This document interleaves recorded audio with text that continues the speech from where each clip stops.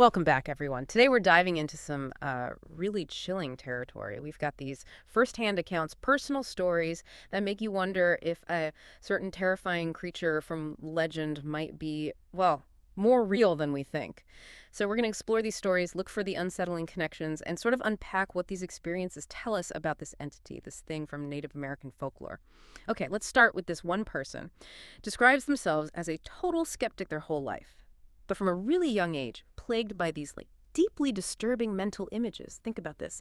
An emaciated, almost mummified face, dead looking, but the eyes, glassy, yet somehow horribly alive. And this awful wide smile with these super white teeth. And what's really strange is when they were maybe 9 or 10, they saw photos of those frozen bodies from Antarctic expeditions. And instantly it just clicked horribly and matched the visions they've been having since childhood.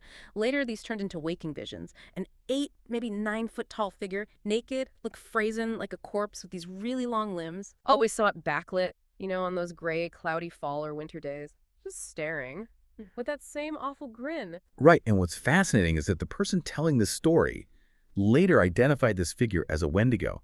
Now, in Algonquian legend, from indigenous peoples, mainly in North America's eastern woodlands, the Wendigo is this mythical spirit. It's tied to winter, starvation, cannibalism, pretty grim stuff. And the traditional descriptions, they actually line up pretty well with what this person saw. Tall, gaunt, like a skeleton almost. Usually not with antlers like you sometimes see in movies. And it's known for, well, mimicking human voices to lure people. It's terrifying. Exactly. And the really compelling part of this first account, they had these incredibly detailed visions before they ever even heard about the Wendigo legend. It was only later they found out they had some distant Native American ancestry. So for someone starting out as a skeptic, does that timing, the visions coming first, change how we might look at where these images came from? Is it just culture bubbling up or maybe something deeper, like an ancestral thing? Well, that's the million-dollar question, isn't it? Skepticism might point to something like cryptomnesia, forgotten memories surfacing, or maybe just absorbing cultural ideas without realizing it. But the timing, like you said, seeing it before, knowing the myth, that makes it harder to just dismiss psychologically. It does make you wonder if these accounts are tapping into something, well, something more fundamental, maybe a collective thing that exists outside of just learning about it consciously. Okay, let's shift gears now. From visions to something terrifyingly real. This story comes from T, a pizza delivery driver up in rural northern Canada. So you got to picture this. Long, late-night drives, dark, snowy roads, really remote areas. One December night, power's out everywhere. He comes across a wrecked car, just sitting in the middle of the road. Hazards are flashing. There's blood on the driver's side window, on the steering wheel, too. No cell signal, obviously. No other cars around. Complete isolation. So T, trying to help, gets out and follows this faint blood trail into the snow, into the blizzard. And then suddenly this absolutely deafening sound nearby, like an entire tree just being ripped right out of the ground, roots and all. And right after that, he hears this heavy, ragged breathing, like a huge animal, but really labored. And it sounds close. Chillingly close. And this is where it gets, well, really strange. The car itself was massively damaged. Front end, completely caved in. The wheels were pointing in opposite directions. That, plus the sound of a tree being torn up, it suggests power far beyond, a typical bear, even a large one. When you hear details like that, the scale of it, it really pushes the boundaries of any normal explanation. And then he saw it, this creature, at least 8 feet tall, he said, covered in thick, matted white fur, but it was drenched in blood. It was running on 2 legs, mostly, but sometimes he would stumble, drop onto all fours like a bear, but with this weird, loping kind of gait. And it just sprinted past him, down the road. The aftermath is just as creepy. He finally gets back to his own car, heart pounding, I imagine. All 4 doors are wide open, the pizza boxes he was delivering, thrown all over the road. Later, the official police report apparently said the driver of the wrecked car hit a large bear, was dragged off, and devoured.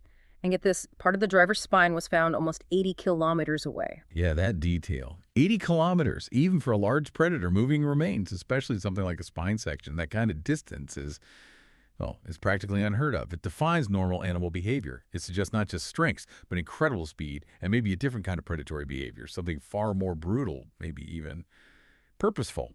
It shifts the whole thing from a tragic wildlife encounter into something truly anomalous. And these kinds of stories, they aren't just isolated incidents. We hear other disturbing accounts from different places, but they echo these same unsettling themes. Like, there's one about this white, featureless, human-like head just floating maybe 4 feet off the ground, pacing back and forth like a horse near someone's home at dusk, growling. Or another one, hikers in some remote woods being stalked by something described as extremely tall, unnaturally thin, pale, almost skeletal. It just paralleled their path through the trees for ages, then suddenly sprinted up at this impossible speed. There was another one, a camping trip in Ohio. Campers heard these weird howls, then saw this gangly, thin man, ridiculously tall, just sprint out of the woods on 2 legs right towards them. The consistency is what gets you, right? Tall, thin, gaunt, pale or white, unnervingly human-like, but also monstrous. Whether it's a vision or a face-to-face encounter in the snow, it's striking. Yeah. So when you piece all this together, these different people, often starting as skeptics, describing such similar terrifying things that line up so closely with this ancient Wendigo legend, what are we supposed to make of that? Well, what's really compelling, I think, is how these accounts, no matter where they come from or who's telling the story, they seem to plug into something primal, a kind of deep-seated human archetype, maybe. It suggests that maybe the idea of this gaunt, predatory winter spirit resonates incredibly deeply, whether these are, literal creatures or some kind of intense psychological event triggered by fear, isolation, the environment. The pattern is there. It kind of hints at this shared human vulnerability, maybe, to certain fears, certain pressures that the Wendigo legend just perfectly captures. It really blurs that line between myth and some kind of terrifying, hard-to-explain reality. That definitely gives you something to think about. A chilling thought to end on. Thank you for joining us for this deep dive into these unsettling accounts. We hope it sparks some thoughts, maybe some questions. If you found these stories as fascinating and frightening as we do, please do like this, share it with someone who enjoys the darker side of things, and subscribe to our channel, Horror Docs. We'll have more explorations into the unknown coming your way.